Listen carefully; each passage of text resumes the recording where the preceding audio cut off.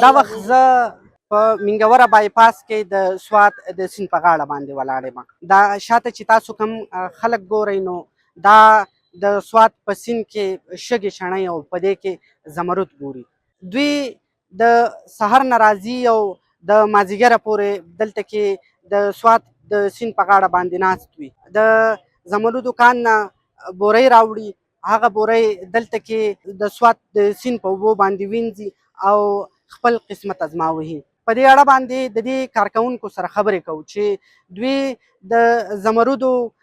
کله بیا مومي نو دا بیا چرته خرڅوي او دا کاروبار څومره پیدامند دی چې دا خلک پکې مصروفه دي. جی دراصل څو پورې چې زما خپل ایکسپیرینس دی دې ځای کې نو د دې ځای کوم لوکلز دي نو هغه ډېره په وړه سطح باندې لکه د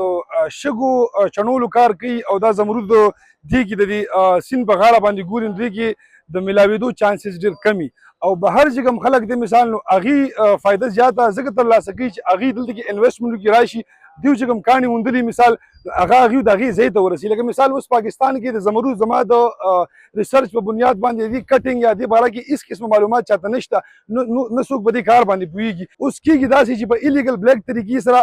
د هندوستان مارکیټونو ته دا د پاکستان دا زمرود لاړ شي لکه څنګه چې زموږ د پاکستان هغه پنک سالټ څنګه لاړ شي هغوی بیا خپل لیبل ولګوي لکه څنګه زموږ بنسپتي چاول وغیره د پنجاب نه لاړ شي هغوی بیا خپل لیبل ولګوي او په عالمي منډۍ کې هغه خپل نوم او خپل دغه د کاروبار په حوالې سره خپل نوم وکړي. همداسې په دې زمرودو باندې هندوستان چې کوم په بلیک کې کاڼي لاړ شي هغوی هلته کې جوړ کړي په ښه طریقه باندې او عالمي دنیا ته پیش کړي دا د هندوستان کاڼي هغه دراصل د سوات کاڼي دي. د سوات کاڼي داسې په پوره دنیا کې په پوره ورلډ کې د ایران شو یا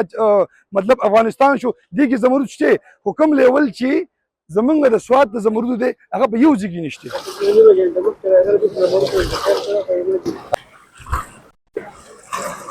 دا کار خو دغه فایده یې پکې موندلې ده چې لکه شپږ اووه زره روپۍ د ورځې راوړو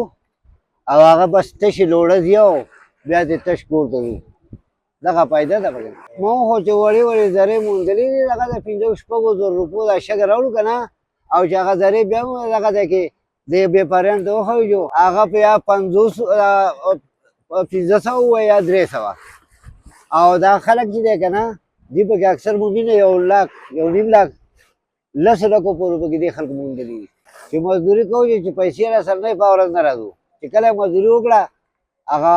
موږ له هغه نایک پیسې راکړې یو بیا راشو نو دغه شګې پرولو نو که په دغه شګې په امید کې چې په دې کې هغه پیسې هم لري. دا په کان کې چې کومه مالبه د ماین نه راوځي که نه نو دا بیا کوم